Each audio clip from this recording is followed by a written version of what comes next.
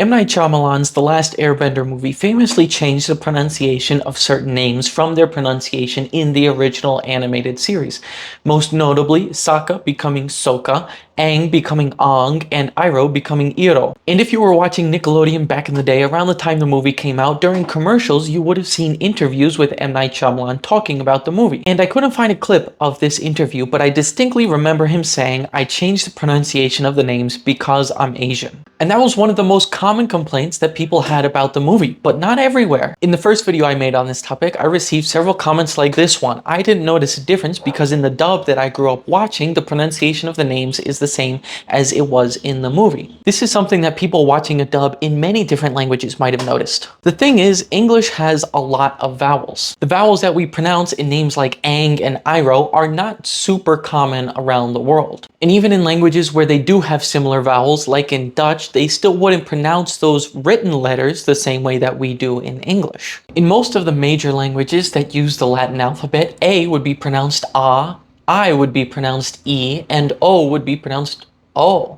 So when they see the names written down in English, Aang is pronounced Ang, Iroh is pronounced Iroh, and Sokka is pronounced Sokka. And that's how it got pronounced in most of the languages that the show was dubbed into. So perhaps this stems from the original creators not transcribing the names in a way that describes how to pronounce them really well, which isn't necessarily their fault. English writing in general doesn't do a very good job of describing how things are pronounced. For example, if you wanted it to be pronounced Sokka, you might have spelled it this way, which is exactly how you do transcribe and pronounce the name for football, soccer in Japanese. Maybe Iroh could have been spelled this way, or Aang could have been spelled this way. Although Aang especially might have been hard because that A vowel doesn't exist in a lot of languages. All that being said, even amongst just the Asian cultures that predominantly inspired most of the series, thinking about Hindu, Buddhist, Himalayan, Chinese, Japanese, Sri Lankan cultures, there are still hundreds of languages where you could probably find every pronunciation under the sun. So just saying I changed the names because I'm Asian